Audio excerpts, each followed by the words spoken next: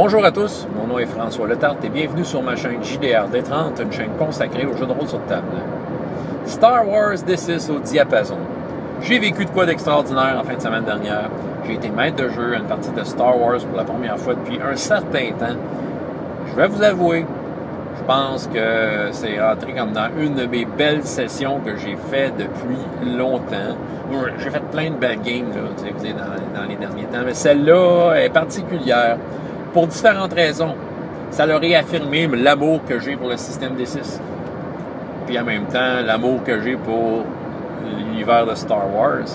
Et c'est ça, je pense qu'il y a plusieurs choses qui rentrent en ligne de compte. Donc, ma vidéo, je vais essayer de résumer un peu le contexte qui m'amène à dire que système D6, c'est la bonne affaire. Yeah!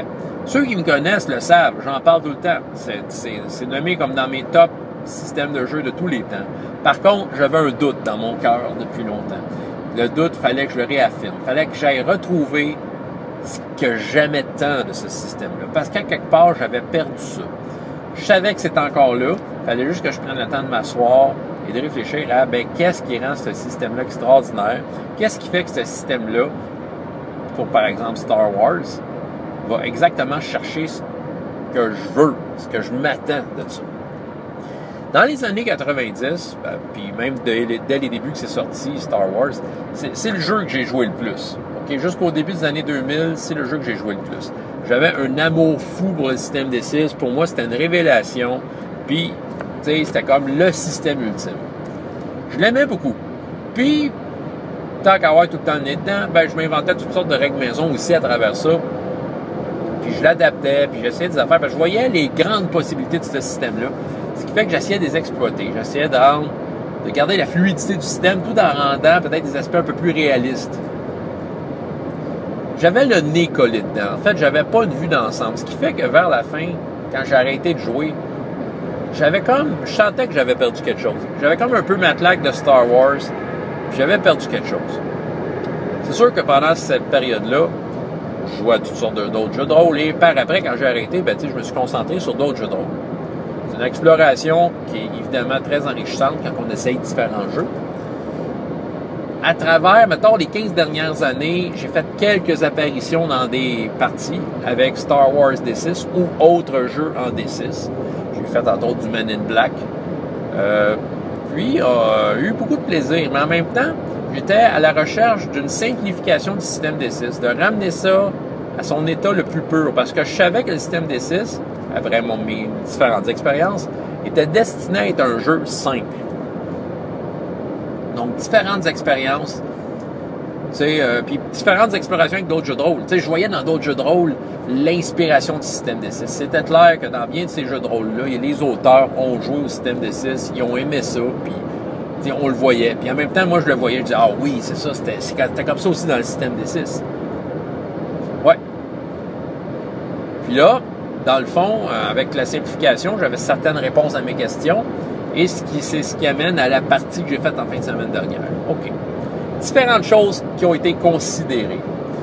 Parmi les différentes règles maison qu'il avait faites, il y en a une qui n'est pas vraiment une règle maison, mais c'est une adaptation à une version du système D6, qui est D6 Prime ou Legend, qui, au lieu de additionner les dés, on compte des succès. OK? Ça accélère le rythme de jeu, mais en même temps, je me suis aperçu que c'était pas nécessaire. Puis que c'était des fois un peu confus autour de la table. Puis surtout aussi que, dépendant du type de jeu, on pouvait produire un résultat de 0, ce qui est très frustrant quand ça arrive, et très embêtant. Donc, en tant que tel, j'ai mis ça de côté, j'ai ramené ça au dé ordinaire. Je pense que c'est le système D6 classique. L'autre affaire que j'ai découvert à travers mon pèlerinage, Star Wars D6 première édition, pour moi, c'est la meilleure. OK? Ce qui est sorti après, je pense que il y a quelque chose qui s'est perdu en chemin. Mais qui plaît quand même beaucoup à des fans. Ça veut dire, au point que même aujourd'hui, on peut trouver, si vous cherchez moindrement, le Star Wars Re-Up, qui se trouve être la version la plus à jour de la deuxième édition faite par des fans. C'est une édition qui est vraiment à point. Tout est là. C'est hyper détaillé. Puis même, pour moi, je trouve que c'est un outil de travail intéressant. Par contre, moi, ce que je recherche quand je joue à Star Wars, je le retrouve pas dans la deuxième édition puis dans le re-up et tout ça. C'est juste mon avis, c'est par rapport à mon goût. J'ai l'impression qu'à partir de la deuxième édition, ils ont essayé de rationaliser certaines choses qu'il y avait dans la première édition. Ils ont essayé de rendre rationnel le système des 6. En détaillant certaines compétences, en mettant des détails sur l'équipement. L'équipement est plus détaillé. Les fusils ont des noms, puis ont des fonctions. Puis c'est ça. Il y avait comme, soudainement, un certain nombre de détails qui, à mon avis, s'éloignaient de l'idée de base du système des 6. Puis l'idée de base, soit dit en passant, même dans la deuxième édition qui rajoutait des règles, à tout bout de champ, il rappelait l'idée de base. L'idée de base était tout simplement de prendre ta caractéristique et de battre le seuil de difficulté avec. Ils ramenaient tout le temps ça à ça. Ils disent, écoutez, si vous êtes embêté avec la règle, vous ne savez pas trop quelle règle, bien regardez, choisissez une caractéristique pour l'aider, puis battez la difficulté, puis c'est ça. Bien, le système des 6 part de là. Okay? C'est la base. Le reste, c'est juste des options. Donc, la deuxième édition, un petit quelque chose que je perdais. Je me ramenais toujours à la première édition qui était beaucoup plus légère, beaucoup plus, à mon avis, organique. Okay? C'était plus facile de décrire et de faire jouer des scènes comme dans le film avec la première édition parce qu'il y avait moins d'obstacles. Puis le système de règles était juste assez cohérent et logique pour évaluer ce qui se passait puis le jouer à la hauteur de ce que c'est, t'sais. À la hauteur de ce que ça devrait être. En tout cas, du moins, à la hauteur de ce que moi, je cherche. Donc, sauf que je laisse pas la première édition comme ça. J'ai quand même l'inspiration de la deuxième édition et après. Entre autres, le dé libre, que je trouve super intéressant parce que ça amène un aspect excitant. Tu sais, quand on roule le dé libre, on roule un 6, on le roule, c'est un dé explosif. Fait que ça amène un petit côté de hasard qui, je trouve, se place très bien dans un contexte d'héroïsme comme ça. Aussi, l'utilisation des points de personnage, dans la première édition, c'était seulement pour augmenter les caractéristiques entre les parties de façon permanente. Mais là, dans la deuxième édition, on pouvait aussi dépenser des points de personnage pour rajouter des dés au lancer. Puis ça, je trouve ça vraiment excellent. Ici, j'ai quand même mis une petite règle maison. Je ne sais pas si c'est si maison que ça. Peut-être dans certaines versions du système des 6, ils la font comme je dis là. Mais moi, je me souviens de la version de Star Wars deuxième édition. C'est que pour une compétence, tu ne peux pas prendre plus que 2 points de personnage pour rajouter 2 dés. Moi, j'ai décidé d'abolir ça. C'est t'en mettre tant que tu veux. De mettre tant que tu veux, veut dire, écoute, si tu veux faire une action puis que tu prends 10 points de personnage pour le réussir, ben, t'es as plus ces points de personnage-là après, là. Tu sais, t'es gardé probablement pour augmenter une compétence en deux aventures, mais t'es as plus. Fait que c'est ton choix. En même temps, je trouve que ça, je vais vous le dire un peu dans le contexte du jeu, là, dans un instant, là, mais je trouve que ça se place bien dans le contexte du jeu d'utiliser des points de personnage de cette façon-là. Puis, toujours dans un esprit de règle maison, ben, j'en donne des points de personnage en cours de partie. Tu sais, quand les joueurs font des affaires, des actions qui sont vraiment cool, des affaires qui sont très typiques de Star Wars, ben, tu sais, je suis bon, j'aime récompenser. Je vais donner des points. Fait que ça, c'est des petites règles maison que je vais faire pour ça. Je savais que je m'enlignais là-dessus si j'étais pour jouer à Star Wars. La partie en tant que telle, qu'est-ce qui a fait que ça a bien été? C'est pas juste le fait que je savais avec quel système j'allais dealer, mais il y a d'autres facteurs. Bon, une particularité de cette partie-là, entre autres, pour mettre en contexte, un des joueurs autour de la table, c'est mon groupe régulier, soit le temps passant du vendredi soir, c'est mon neveu. Puis à Noël dernier, on lui a offert un jeu de rôle, Tecuma Gulch, un jeu de rôle western qui utilise le système D6. C'est son premier jeu de rôle. Il a l'intention de possiblement nous le faire essayer. Sauf qu'il veut apprendre comment jouer. Il a lu le livre, tout ça, il comprend le système, mais tu sais, de le voir en action, c'est une autre affaire. Moi, j'ai pris le Tecuma Gulch. Je suis allé lire un peu les règles de base incontournables. Puis je lui ai dit, regarde, profitez d'une occasion où on n'a pas de partie pour... Je vais vous faire jouer du Star Wars, D6, mais je vais inclure les particularités de Tecuma Gulch. Il n'y en a pas beaucoup. Je vais vous dire. Autrement dit, ça dénature pas mon avis de faire du Star Wars première édition. Puis c'est ça, pour y montrer comment ça roule autour de la table. D'aller chercher les règles essentielles, puis de ne pas mettre l'accent sur les règles optionnelles. OK? Donc, c'est un peu de même que je l'ai approché.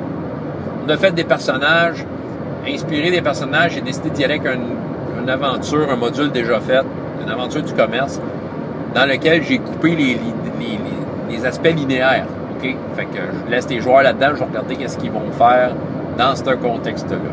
L'introduction de l'aventure a été complètement improvisée. C'est complètement différent de ce qu'il y a dans le module.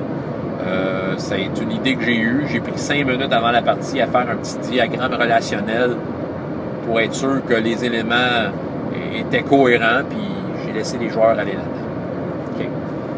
L'autre affaire, et ça, je m'en suis aperçu par après. Mon groupe du vendredi soir, en fait, ça faisait un bon bout de temps que je n'avais pas été maître de jeu. Même que un groupe régulier, ça faisait un méchant bout de temps que je n'avais pas été maître de jeu dans un groupe régulier. La dernière fois que j'ai été maître de jeu pour un groupe régulier, c'est pour cette tablée-là, il y a 2 ans.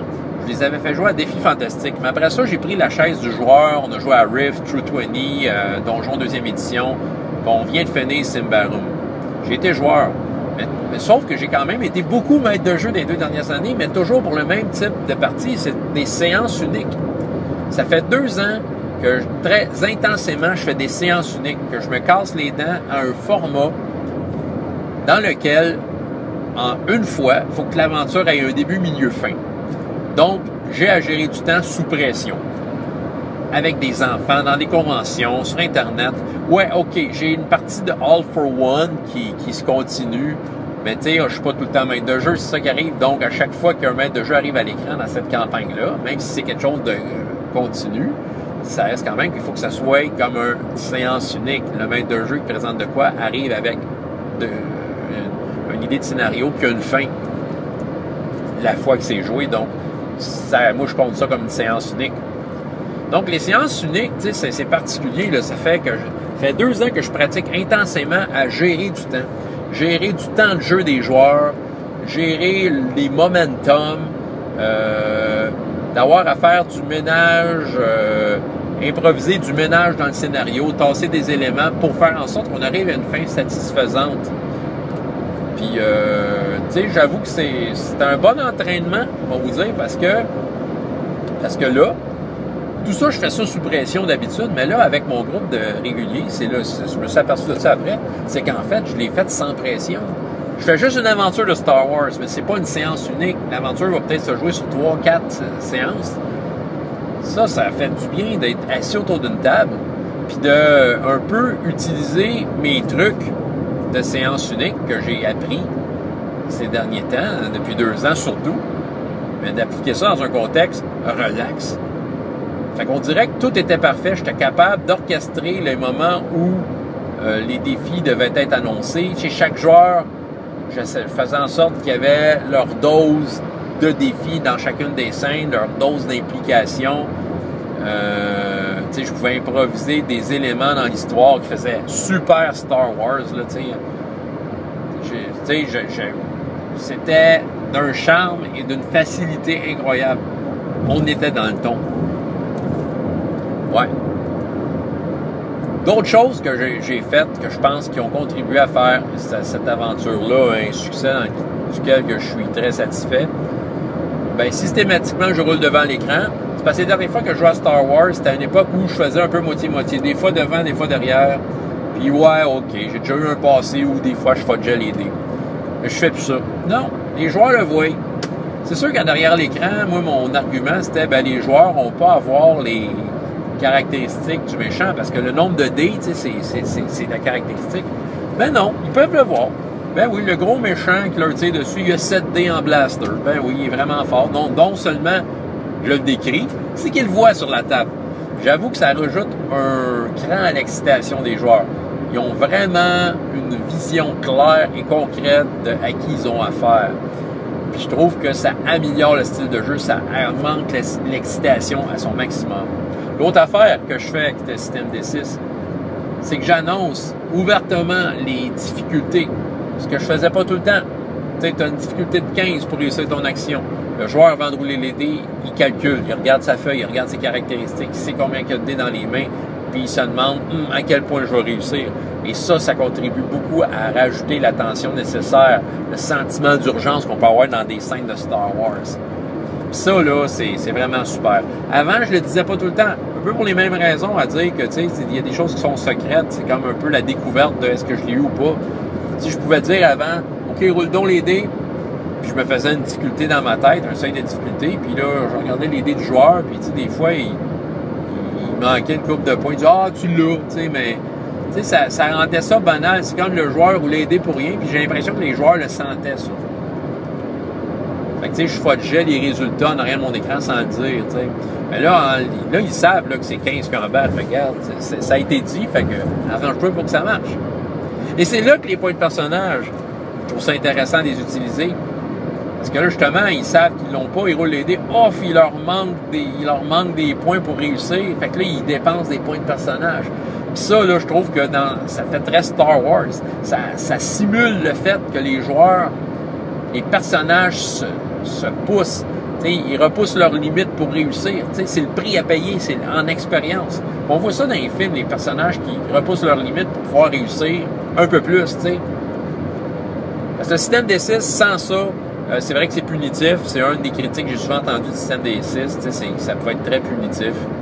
Mais je pense que l'utilisation des points de personnage, puis tu sais, d'en donner aussi, tu sais, de l'échange de points de personnage, je leur en donne pour des bonnes actions. Ils en dépensent pour réussir des actions. Ça rajoute une dynamique autour de la table qui est très représentative du genre. Vraiment. Ouais. Quelle autre affaire aussi? Ouais, j'essaye, là, j'étais encore en train de, tu sais, j'ai encore le réflexe à développer, mais un peu comme dans Tranchon et Tracon, avant que les joueurs roulent les dés, d'avoir une idée de la conséquence qui arrive s'ils ratent. Ça aussi, c'est intéressant. Ça rend moins banal les échecs. Donc, ça, c'est intéressant.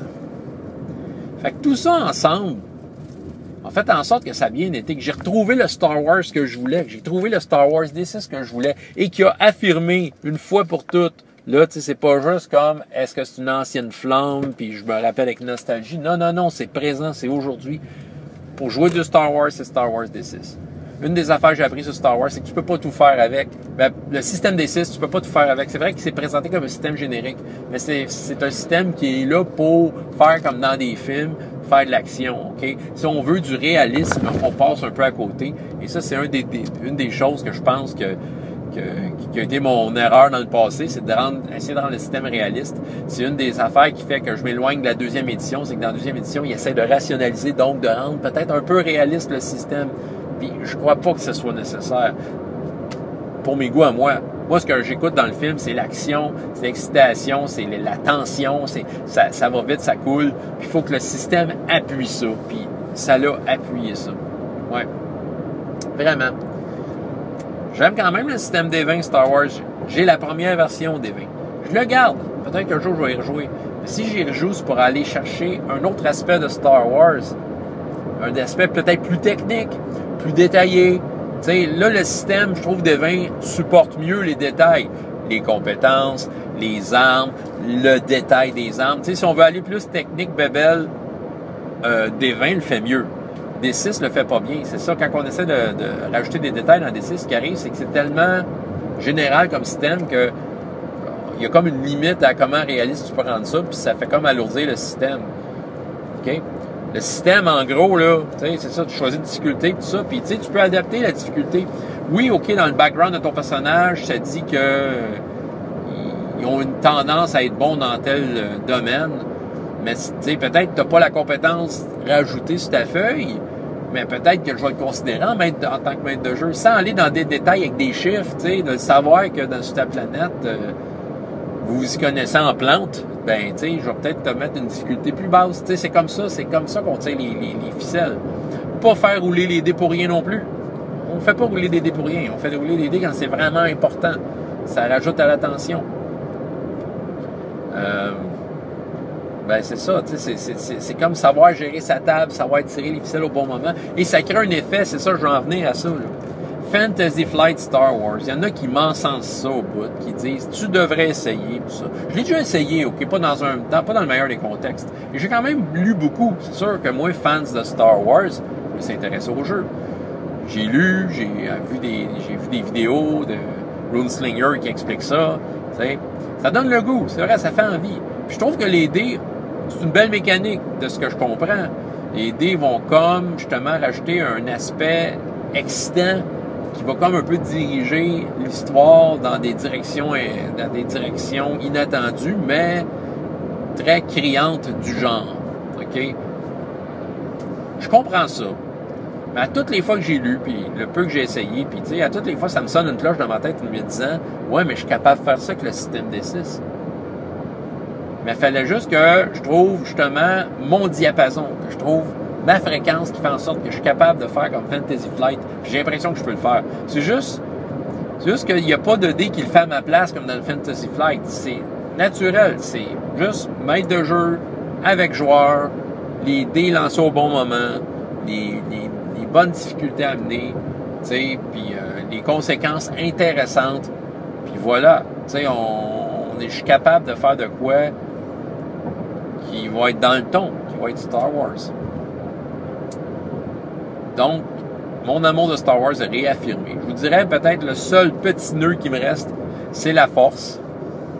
J'ai pas d'utilisateur de la Force, mais bon, je vais voir. J'ai des petites idées en tête sur comment gérer maintenant la Force. Peut-être juste changer certains aspects pour pas que ça soit exponentiel comme c'était dans D6. Il y a peut-être une façon très simple de régler ça, tout en respectant le jeu à la base. En tout cas, je vais vous en reparler en temps et lieu, si mes expériences sont concluantes ou non, on verra. Donc, des questions, des commentaires. Mais moi, j'en ai un commentaire. Star Wars D6, 1987, première édition. C'est là que ça se passait. Ils ont tout compris à l'époque. Ils ont réussi. François Letarte, JDR D30. Et jusqu'à la prochaine fois, ayez autant de plaisir dans la vie que dans les jeux. Au revoir.